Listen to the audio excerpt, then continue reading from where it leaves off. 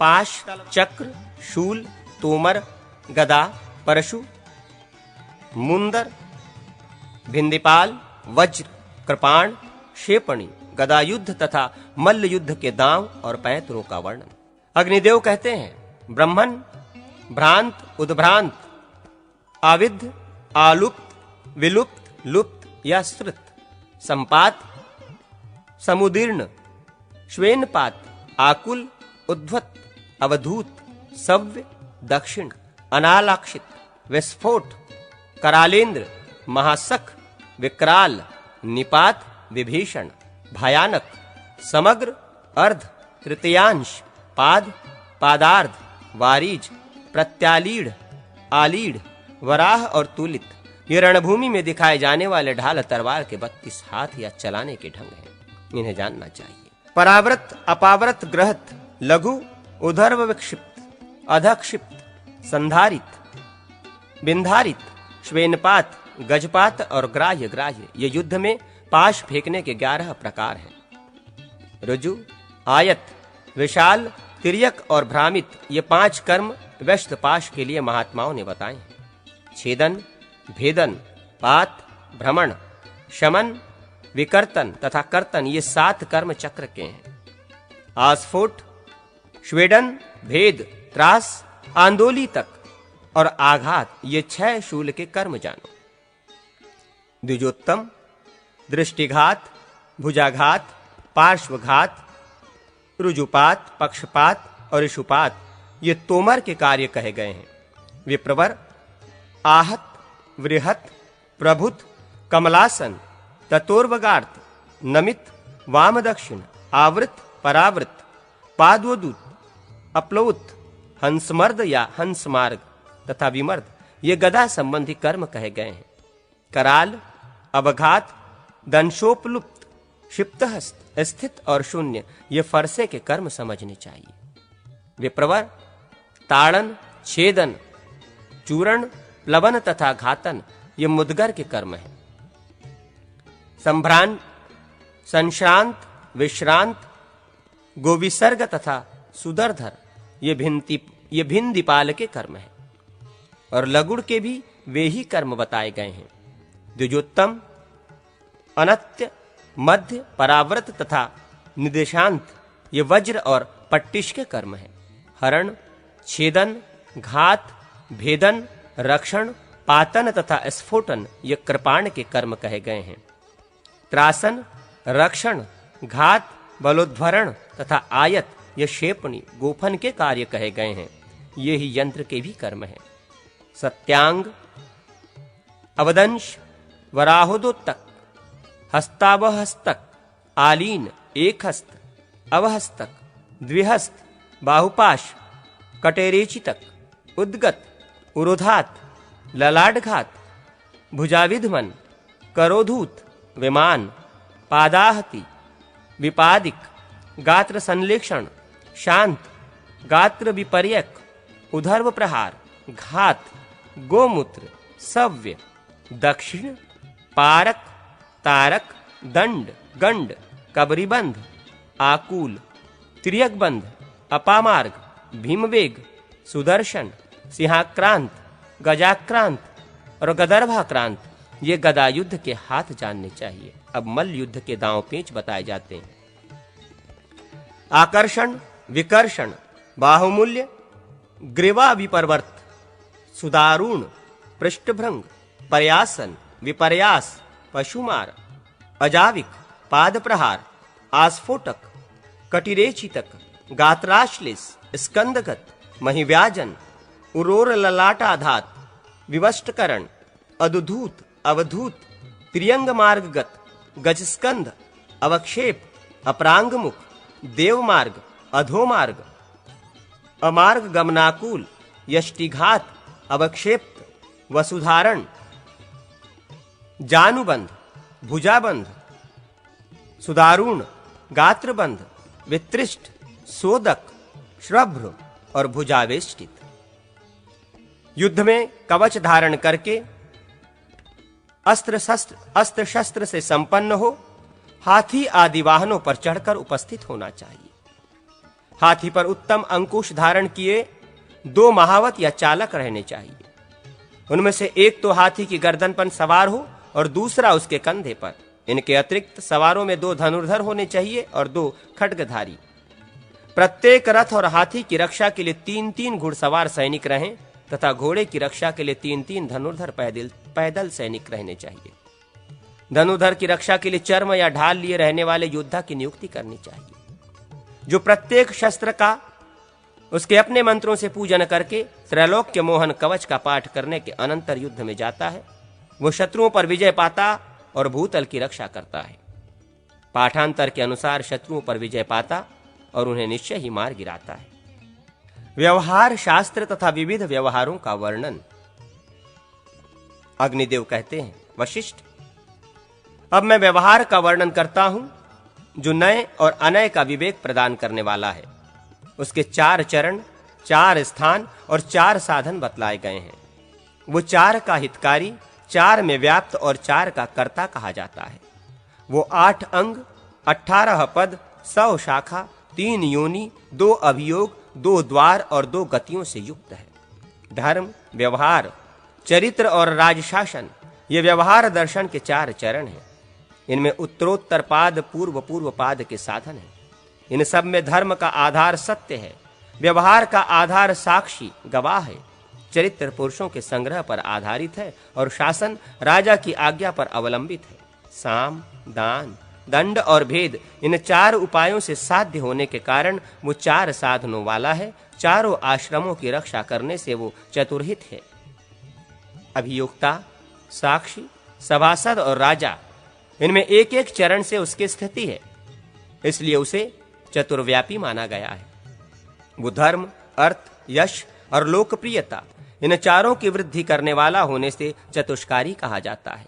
राजपुरुष, सभासद, शास्त्र, गणक, लेखक, स्वर्ण, अग्नि और जल इन 8 अंगों से युक्त होने के कारण वो अष्टांग है। काम, क्रोध और लोभ इन 3 कारणों से मनुष्य की इसमें प्रवृत्ति होती है, इसलिए व्यवहार को त्रियोनि कहा जाता है, क्योंकि ये तीनों ही विवाद कराने वाले हैं। अभियोग के 2 भेद हैं, शंगाभियोग और तत्वाभियोग। इसी दृष्टि से वो 2 अभियोग वाला है। शंका असत पुरुषों के संसर्ग से होती है और तत्वाभियोग होड़ा चिन्ह या प्रमाण देखने से होता है। ये 2 पक्षों से संबंधित होने के कारण 2 द्वारों वाला कहा जाता है। इसमें पूर्ववाद पक्ष और उत्तरवाद प्रतिपक्ष कहलाता है। भूत और छल इनका अनुसरण करने से ये 2 गतियों से युक्त माना जाता है। कैसा ऋण देय है, कैसा ऋण अदेय है, कौन दे, किस समय दे, किस प्रकार दे, ऋण देने की विधि या पद्धति क्या है तथा उसे लेने या वसूल करने का विधान क्या है, इन सब बातों का विचार ऋणादान कहा गया है। जब कोई मनुष्य किसी पर विश्वास करके शंका रहित होकर उसके पास अपना कोई द्रव्य धरोहर के तौर पर देता है, तब उसे विद्वान लोग निक्षेप नामक व्यवहार पद कहते हैं। जब वणिक आदि अनेक मनुष्य मिलकर सहकारिता या साझेदारी के तौर पर कोई कार्य करते हैं तो उसको जब वणिक आदि अनेक मनुष्य मिलकर सहकारिता या साझेदारी के तौर पर कोई कार्य करते हैं तो उसको संभूय समुत्थान संज्ञक विवाद पद बतलाते हैं। यदि कोई मनुष्य पहले विधि पूर्वक किसी द्रव्य का दान देकर पुनः उसे रख लेने की इच्छा करे तो वो दत्ता प्रदानिक नामक विवाद पद कहा जाता है। जो सेवा स्वीकार करके भी उसका संपादन नहीं करता या उपस्थित नहीं होता, उसका ये व्यवहार अभुपेत्य अशुश्रूषा नामक विवाद पद होता है। भृत्यों को वेतन देने न देने से संबंध रखने वाला विवाद वेतनान पाक्रम माना गया है।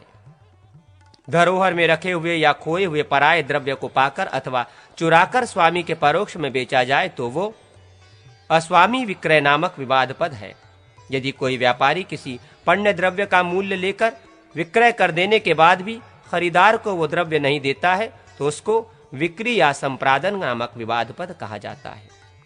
यदि ग्राहक या खरीदार मूल्य देकर वस्तु को खरीद लेने के बाद ये समझता है कि वो खरीदारी ठीक नहीं है, अतः वो वस्तु लौटाकर दाम वापस लेना चाहता है, तो उसी दिन यदि वो लौटा दे तो विक्रेता उसका मूल्य पूरा पूरा लौटा दे, उसमें काट छाट न करे। पाखंडी और नैगम आदि की स्थिति को समय कहते हैं, इससे संबंध विवाद पद को समयानापन कर्म कहा जाता है। क्षेत्र के अधिकार को लेकर सेतु, केदार, मेढ़ और क्षेत्र के सीमा के घटने बढ़ने के विषय में जो विवाद होता है वो क्षेत्रज कहा गया है। जो स्त्री और पुरुष के विवाह आदि से संबंधित विवाद पद है उसे स्त्री पुंस योग कहते हैं। पुत्रगण पैतृक धन का जो विभाजन करते हैं विद्वानों ने उसको दायभाग नामक व्यवहार पद माना है। बल के अभिमान से जो कर्म सहसा किया जाता है उसे साहस नामक विवाद पद बतलाया गया है। किसी के देश, जाति एवं कुल आदि पर दोषारोपण करके प्रतिकूल अर्थ से युक्त व्यंग्यपूर्ण वचन कहना वाक पारुष्य माना गया है। दूसरे के शरीर पर हाथ पैर या आयुध से प्रहार अथवा अग्नि आदि से आघात करना दंड पारुष्य कहलाता है। पासे, वज्र, चमड़े की पट्टी और शलाका, हाथी दांत की गोटियां से जो क्रीड़ा होती है उसको द्युत कहा जाता है। घोड़े आदि पशुओं और बटेर आदि पक्षियों से होने वाली क्रीड़ा को प्राणेद्युत समझना चाहिए। राजा की आज्ञा का उल्लंघन और उसका कार्य न करना ये प्रकरणिक नामक व्यवहार पद जानना चाहिए। ये विवाद पद राजा पर आश्रित है। इस प्रकार व्यवहार 18 पदों से युक्त हैं। इनके भी 100 भेद माने गए हैं। मनुष्यों की क्रिया के भेद से ये 100 शाखाओं वाला कहा जाता है। राजा क्रोध रहित होकर ज्ञान संपन्न ब्राह्मणों के साथ व्यवहार का विचार करे और ऐसे मनुष्यों को सभासद बनाए जो वेद वेत्ता, लोभ रहित और शत्रु एवं मित्र को समान दृष्टि से देखने वाले हों। यदि राजा कार्यवश स्वयं व्यवहार का विचार न कर सके तो सभासदों के साथ विद्वान ब्राह्मणों को नियुक्त करे। यदि सभासद राग, लोभ या भय से धर्मशास्त्र एवं आचार के विरुद्ध कार्य करे तो राजा प्रत्येक सभासद पर अलग अलग विवाद दुगुना अर्थदंड करे। यदि कोई मनुष्य दूसरों के द्वारा धर्मशास्त्र और समयाचार के विरुद्ध मार्ग से घर्षित किया गया हो तो वो राजा के समीप आवेदन करे तो उसको व्यवहार पद कहते हैं। वादी ने जो निवेदन किया हो राजा उसको वर्ष, मास, पक्ष, दिन, नाम और जाति आदि से चिन्हित करके प्रतिवादी के सामने लिख दे। वादी के आवेदन या बयान को भाषा, प्रतिज्ञा अथवा पक्ष कहते हैं। प्रतिवादी वादी का आवेदन सुनकर उसके सामने ही उसका उत्तर लिखावे, तब वादी उसी समय अपने निवेदन का प्रमाण लिखावे। निवेदन के प्रमाणित हो जाने पर वादी जीतता है, अन्यथा पराजित हो जाता है। इस प्रकार विवाद में 4 पाद अंश से युक्त व्यवहार दिखाया गया है। जब तक अभियुक्त के वर्तमान अभियोग का निर्णय फैसला न हो जाए तब तक उसके ऊपर दूसरे अपराध का मामला न चलाए।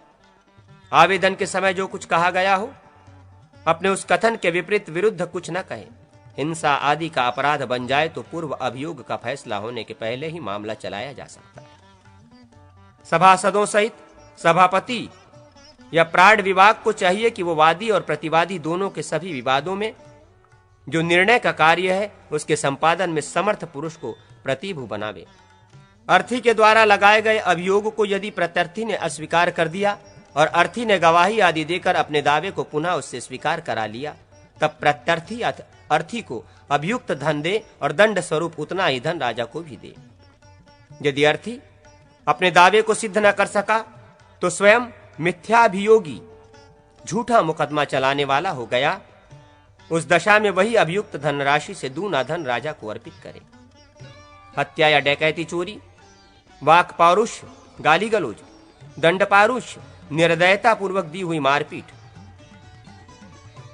दंड पारुष्य, निर्दयता पूर्वक की हुई मारपीट, दूध देने वाली गाय के अपहरण, अभिशाप, पातक का अभियोग, अपत्य, प्राणघात, अत्यय, प्राणघात एवं धनादिपात तथा स्त्रियों के चरित्र संबंधी विवाद प्राप्त होने पर तत्काल अपराधी से उत्तर मांगे, विलंब न करे।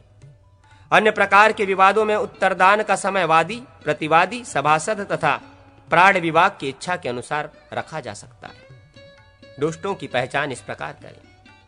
अभियोग के विषय में बयान या गवाही देते समय जो एक जगह से दूसरी जगह जाता आता है, स्थिर नहीं रह पाता, दोनों गफलर चाटता है, जिसके भाल देश में पसीना हुआ करता है, चेहरे का रंग फीका पड़ जाता है, गला सूखने से वाणी अटकने लगती है, जो बहुत तथा पूर्वापर विरुद्ध बातें कहा करता है, जो दूसरे की बात का ठीक ठीक उत्तर नहीं दे पाता और किसी से दृष्टि नहीं मिला पाता है, जो होठ टेढ़े मेढ़े किया करता है, इस प्रकार जो स्वभाव से ही मन, वाणी, शरीर तथा क्रिया संबंधी विकार को प्राप्त होता है वो दुष्ट कहा गया है। जो संदिग्ध अर्थ को जिसे अर्धमण ने अस्वीकार कर दिया है बिना किसी साधन के मनमाने ढंग से सिद्ध करने की चेष्टा करता है, तथा जो राजा के बुलाने पर उसके समक्ष कुछ भी नहीं कह पाता वो भी हीन और दंडनीय माना गया है। दोनों वादियों के पक्षों के साधक साक्ष्य मिलने पर संभव हो तो पूर्ववादी के साक्ष्यों से ही पूछे, अर्थात उन्हीं की गवाही ले। जो वादी के उत्तर में यह कहे कि मैंने बहुत पहले इस क्षेत्र को दान में पाया था और तभी से यह हमारे उपयोग में है, वही यहाँ पूर्ववादी है। जिसने पहले अभियोग दाखिल किया है वो नहीं। यदि कोई ये कहे कि ठीक है, ये संपत्ति इसे दान में मिली थी और इसने इसका उपयोग भी किया है, तथापि इसके यहाँ से अमुक ने वो क्षेत्र संपत्ति खरीद ली और उसने पुनः इसे मुझको दे दिया, तथा पूर्व पक्ष असाध्य होने के कारण दुर्बल पड़ जाता है, ऐसा होने पर उत्तरवादी के साक्षी ही प्रष्टव्य है, उन्हीं की गवाही ली जानी चाहिए। यदि विवाद किसी शर्त के साथ किया गया हो, अर्थात यदि किसी ने कहा हो यदि मैं अपना पक्ष सिद्ध न कर सकूं तो 500 पण अधिक दंड दूंगा, तब यदि वो पराजित हो जाए तो उसके पूर्वकृत पण रूपी दंड का धन राजा को दिलवावे। परंतु जो अर्थी धनी है उसे राजा विवाद का आस्पद भूत धन ही दिलवावे। राजा छल छोड़कर वास्तविकता का आश्रय ले व्यवहारों का अंतिम निर्णय करे। यथार्थ वस्तु भी यदि लेखबद्ध न हुई हो तो व्यवहार में वो पराजय का कारण बनती है। सुवर्ण, रजत और वस्त्र आदि अनेक वस्तुएं अर्थी के द्वारा अभियोग पत्र में लिखा दी गई हैं। प्रत्यर्थी उन सब को अस्वीकार कर देता है। उस दशा में यदि साक्षी आदि के प्रमाण से एक वस्तु को भी प्रत्यर्थी ने स्वीकार कर लिया, तब राजा उसके अभियोग पत्र में लिखित सारी वस्तुएं दिलवाए। यदि कोई वस्तु पहले नहीं लिखाई गई और बाद में उसकी भी वस्तु सूची में चर्चा की गई हो तो उसको राजा नहीं दिलवावे। यदि दो स्मृतियों अथवा धर्मशास्त्र वचनों में परस्पर विरोध की प्रतीति होती हो तो उस विरोध को दूर करने के लिए विषय व्यवस्थापना आदि में उत्सर्गापवाद लक्षण न्याय को बलवान समझना चाहिए। एक वाक्य उत्सर्ग या सामान्य है और दूसरा अपवाद अथवा विशेष है, अतः अपवाद उत्सर्ग का बाधक हो जाता है। उस न्याय की प्रतीति कैसे हो? व्यवहार से। अन्वय व्यतिरेक लक्षण जो वृद्ध व्यवहार है उससे उक्त न्याय का अवगमन हो जाएगा। इस कथन का भी अपवाद है। अर्थशास्त्र और धर्मशास्त्र के वचनों में विरोध होने पर अर्थशास्त्र से धर्मशास्त्र ही बलवान है, ये ऋषि मुनियों की बांधी मर्यादा है। अर्थी या वादी पुरुष सप्रमाण अभियोग पत्र उपस्थित करे। ये बात पहले कही गई है। प्रमाण दो प्रकार का होता है, मानुष प्रमाण और दैविक प्रमाण। मानुष प्रमाण 3 प्रकार का होता है, वही यहाँ बताया जाता है। लिखित, भुक्ति और साक्षी, ये 3 मानुष प्रमाण कहे गए हैं। लिखित के 2 भेद हैं, शासन और चीरक। शासन का लक्षण पहले कहा गया है और चीरक का आगे बताया जाएगा। भुक्ति का अर्थ है उपभोग, कब्जा। साक्षियों के स्वरूप प्रकार आगे बताए जाएंगे। यदि मानुष प्रमाण के इन 3 भेदों में से एक की भी उपलब्धि न हो तो आगे बताए जाने वाले दिव्य प्रमाणों में से किसी एक को ग्रहण करना आवश्यक बताया जाता है। ऋण आदि समस्त विवादों में उत्तर क्रिया बलवती मानी गई है। यदि उत्तर क्रिया सिद्ध कर दी गई तो उत्तरवादी विजयी होता है और पूर्ववादी अपना पक्ष सिद्ध कर चुका हो तो भी वो हार जाता है। जैसे किसी ने सिद्ध कर दिया कि अमुक ने मुझसे 100 रुपए लिए हैं, अतः वो उतने रुपयों का देनदार है, तथापि लेने वाला यदि ये जवाब लगा दे कि मैंने लिया अवश्य था किंतु अमुक तिथि को सारे रुपए लौटा दिए थे, और यदि उत्तरदाता प्रमाण से अपना यह कथन सिद्ध कर दे तो अर्थी या पूर्ववादी पराजित हो जाता है। परंतु आधी किसी वस्तु को गिरवी रखने, प्रतिग्रह लेने अथवा खरीदने में पूर्व क्रिया ही प्रबल होती है। जैसे किसी खेत को उसके मालिक ने किसी धनी के यहाँ गिरवी रखकर उससे कुछ रुपए ले लिए, फिर उसी खेत को दूसरे से भी रुपए लेकर उसने उसके यहाँ गिरवी रख दिया। ऐसे मामलों में जहाँ पहले खेत को गिरवी रखा है उसी का स्वतत्व प्रबल माना जाएगा, दूसरे का नहीं। यदि भूमि स्वामी के देखते हुए कोई दूसरा उसकी भूमि का उपभोग करता है तो वो कुछ नहीं बोलता, तो 20 वर्षों तक ऐसा होने पर वो भूमि उसके हाथ से निकल जाती है। इसी प्रकार हाथी, घोड़े आदि धन का कोई 10 वर्ष तक उपभोग करे और स्वामी कुछ न बोले तो वो उपभोक्ता ही उस धन का स्वामी हो जाता है। पहले के स्वामी को उस धन से हाथ धोना पड़ता है। आदि, सीमा, निक्षेप संबंधी धन को जड़ और बालकों के धन को तथा उपनिधि राजा, स्त्री एवं क्षत्रिय ब्राह्मणों के धन को छोड़कर ही पूर्वोक्त नियम लागू होता है। अर्थात इनके धन का उपभोग करने पर भी कोई उस धन का स्वामी नहीं हो सकता। आदि से लेकर क्षत्रिय पर्यंत धन का चिरकाल से उपभोग के बल पर अपहरण करने वाले पुरुष से उस विवादास्पद धन को लेकर राजा धन के असली स्वामी को दिलवा दे, और अपहरण करने वाले से उस धन के बराबर ही दंड स्वरूप धन राजा को दिलवाया जाए, अथवा अपहरणकर्ता की शक्ति के अनुसार अधिक या कम धन भी दंड के रूप में लिया जाए। स्वत्व का हेतुभूत जो प्रतिग्रह और क्रय आदि है उसको आगम कहते हैं। वो आगम भोग की अपेक्षा भी अधिक प्रबल माना गया है। स्वत्व का बोध कराने के लिए आगम सापेक्ष भोग ही प्रमाण है, परंतु पितामह आदि के क्रम से जिस धन का उपभोग चला आ रहा है उसको छोड़कर अन्य प्रकार के उपभोग में ही आगम की प्रबलता है। पूर्व परंपरा प्राप्त भोग तो आगम से भी प्रबल है, परंतु जहां थोड़ा सा भी उपभोग नहीं है उस आगम में भी कोई बल नहीं है। विशुद्ध आगम से भोग प्रमाणित होता है, जहां विशुद्ध आगम नहीं है वो भोग प्रमाणभूत नहीं होता है। जिस पुरुष ने भूमि आदि का आगम अर्जन किया है वही कहां से तुम्हें क्षेत्र आदि की प्राप्ति हुई ये पूछे जाने पर लिखितादि प्रमाणों द्वारा आगम प्रतिग्रह आदि जनित अर्जन का उद्धार साधन करे, अन्यथा वो दंड का भागी होता है। उसके पुत्र अथवा पौत्र को आगम के उद्धार की आवश्यकता नहीं है, वो केवल भोग प्रमाणित करे। उसके स्वत्व की सिद्धि के लिए परंपरागत भोग ही प्रमाण है। जो अभियुक्त व्यवहार का निर्णय होने से पहले ही परलोकवासी हो जाए, उसके धन के उत्तराधिकारी पुत्र आदि लिखितादि प्रमाणों द्वारा उसके धनागम का उद्धार साधन करे, क्योंकि उस व्यवहार मामले में आगम के बिना केवल भोग प्रमाण नहीं हो सकता।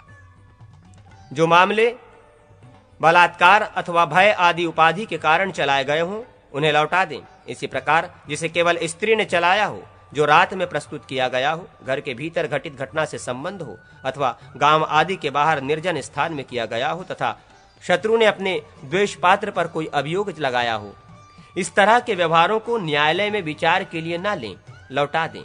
ये भी बताते हैं कि किनका चलाया हुआ अभियोग सिद्ध नहीं होता।